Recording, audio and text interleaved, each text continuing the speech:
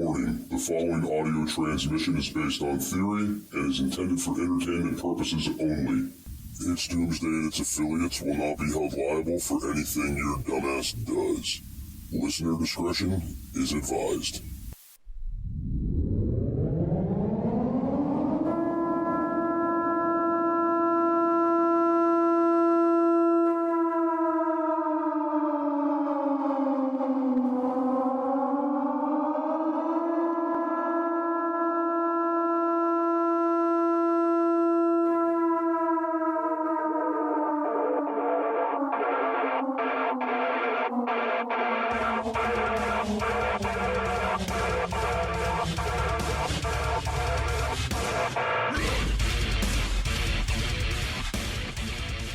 Welcome everybody to Safety Sundays with Jester and SafePrep. Today is July 1st, 2023. Time is 8:20 p.m. and joining me as always, friggin' SafePrep. What's going on, man? Clear your throat or something, Lord. I'm good, man. How are you? I'm doing great, man. Hey, you remember that viral video that was going around years ago where that dude was on the news and he was talking about hide your kids, hide your wife? Yep. Remember that shit? I started thinking about it, man. I was thinking, hide your preps, right? Hide your preps. Hide your preps. And that's, it's good. It's good to keep your stuff hidden. It's good not to put everything that you have out there. But people are hiding their preps in some bad spots and their shit's getting fracked up, dude. So I figured that's what we should talk about today for Safety Sundays, this edition of Safety Sundays. Want to be a guest on the show? Email itsdoomsdaypodcast@gmail.com. That's itsdoomsdaypodcast@gmail.com. Don't leave me hanging. Long pause. We got to, that's awful. It's like we just started podcasting or something. It's all right, dude. We got this. We'll give the audience. You were setting me up for the 3-pointer, and I tripped over my own shoelaces. I'm sorry. You got it, man. Look, I set you up for the alley-oop. You're supposed to oop when I oop you. And instead, we just had an oops.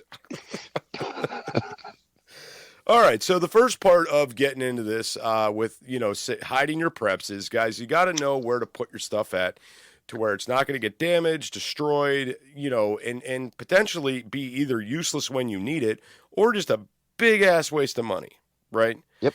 So my first thought with this goes to ammo. A lot of people are storing ammo for the apocalypse, and they're stockpiling 9mm and shotgun shells and 22 and blah, blah, blah. And I always hear that one guy say this. I always hear him say, well, I'm going to bury my shit. There's better ideas out there. But let's get into this. So mainly for ammo storage, your big issues with ammo are temperature fluctuation and moisture, right? You don't want to, I understand being so deep underground, you're not going to have temperature fluctuation, but you are going to have moisture underground. And if you don't have these things in an impenetrable case that moisture and water are not getting into, your ammo is going to be damaged or destroyed. You can't just go bury in an ammo can and think that's going to be sufficient, because it's not. Nope. Water gets into the ground, and water will leach in and waterlog things, and then your ammo is as good as useless.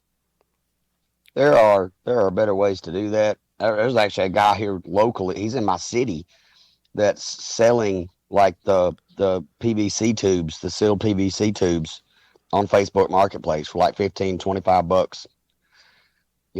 And you can make these things yourself and relatively inexpensively, and then you can also, for a little extra insurance, put some moisture absorbers or something in there. But you don't want to put so much in there that it's all going to get ruined.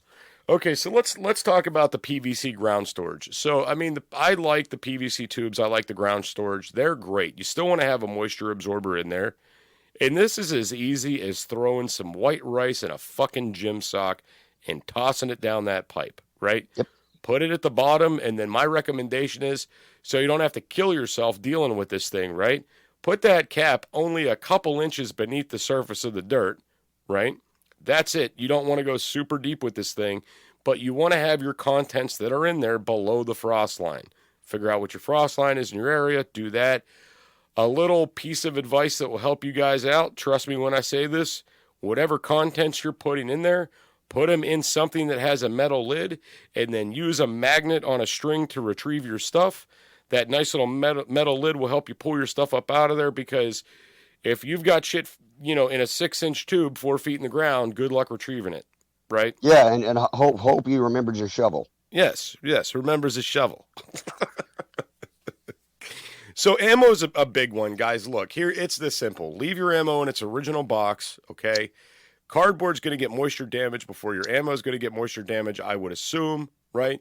So if you start seeing a weathered, tethered box, that's your first indicator that ammo is not worth a shit, right?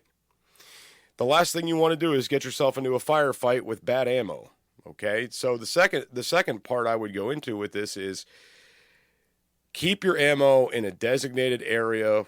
I keep my ammo stored somewhere. I don't want to say where I store it at my house, but I have ammo stored, and I have damper it in there, and it's sealed up, and it's locked up, and I have my ammo categorized by caliber or gauge, and it's good to go, and I don't have anything to worry about, right? Right.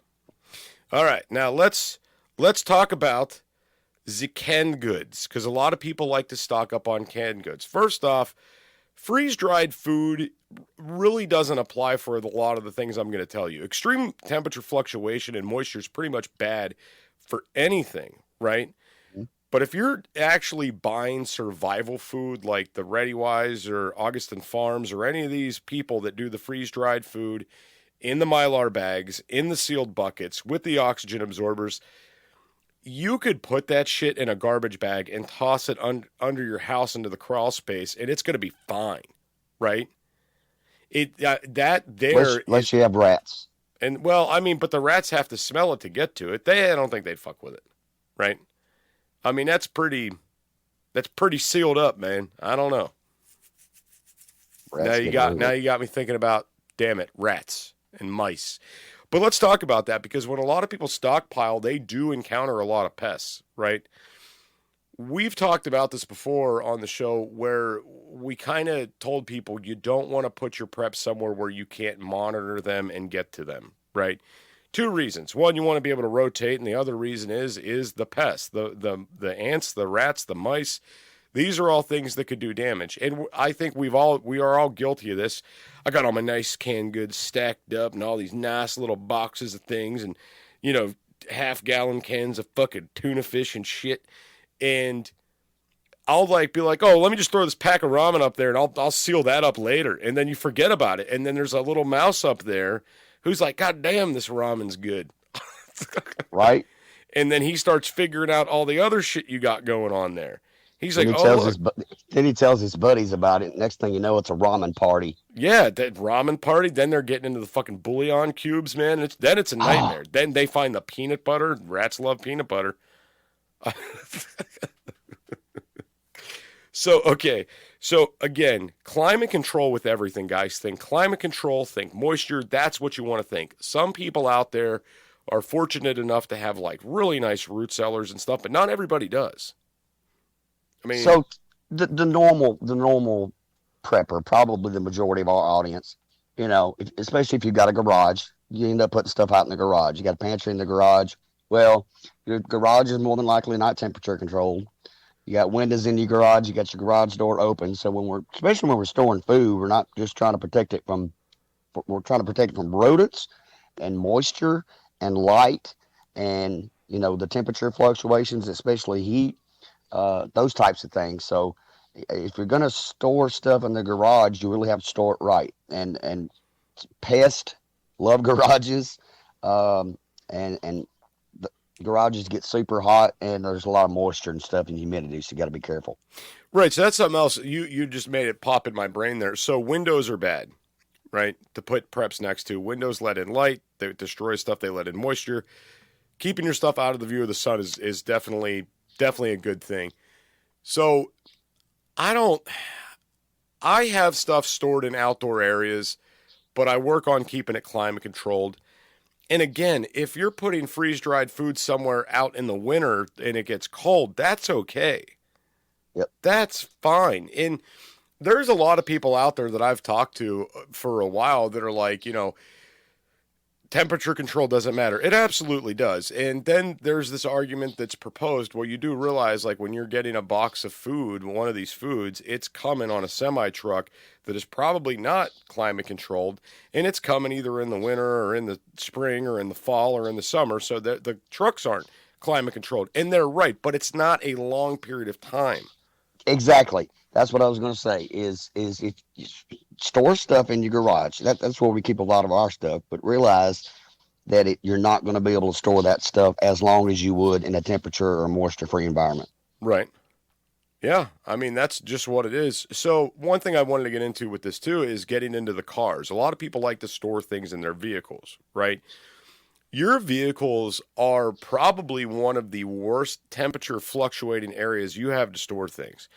Extremely hot in the sunlight, extremely cold in the wintertime at night. I mean, there is an extreme fluctuation there with inside of a vehicle, right? Yep. And throughout the day. I mean, in the morning, before the sun comes up, that vehicle is nice and cool inside, nice temperature control. But you know what else? The moisture content's high in there, right? Yep. Then the sun comes out, it's noon, it's beating on that glass, it is a sauna in there. And again, that moisture is high, right? Yep. So this is not a place you want to store ammo, food stocks, guns, anything, right? It is okay to store certain things.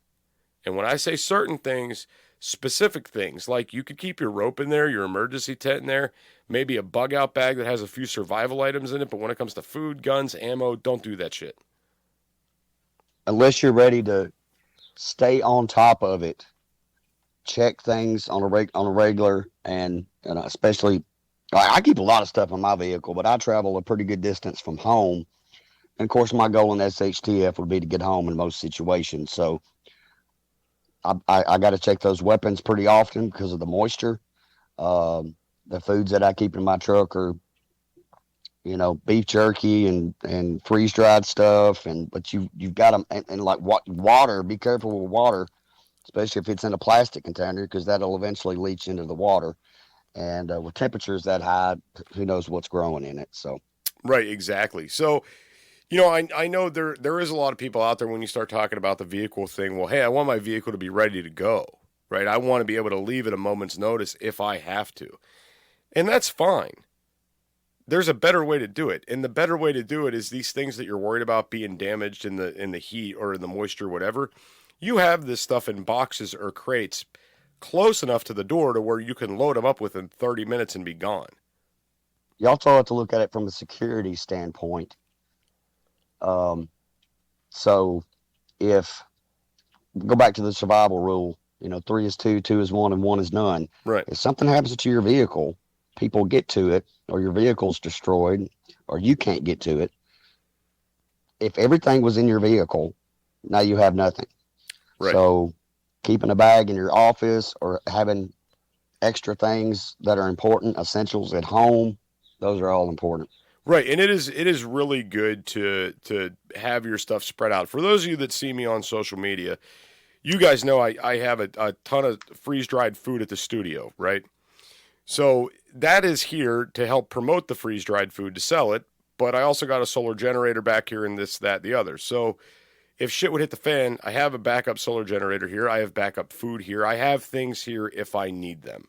Here, stored separately away from my home, right? I have other things at home. I have things in my vehicles.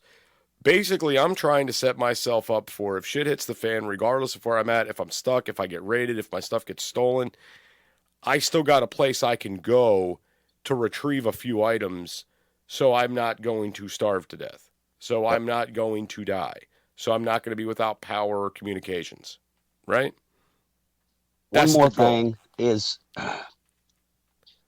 on a basic level, if most of your things are at your house, your things need to be together, but I don't think it's very smart to have everything in one spot in your house.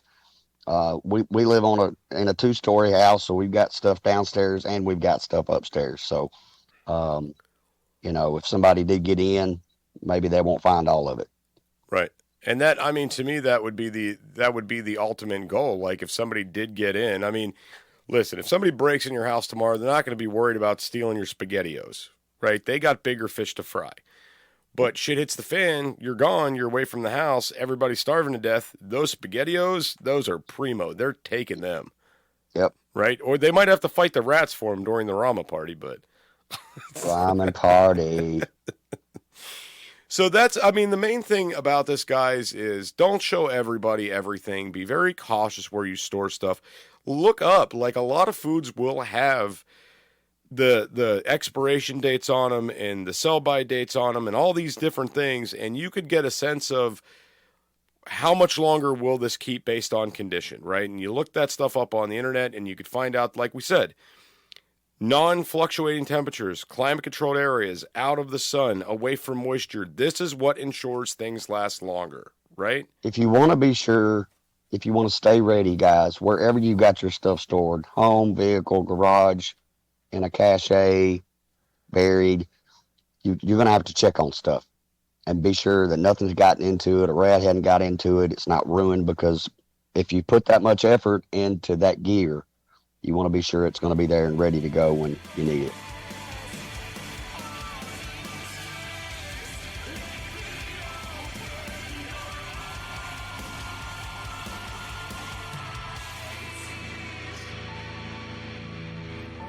This is an emergency action message.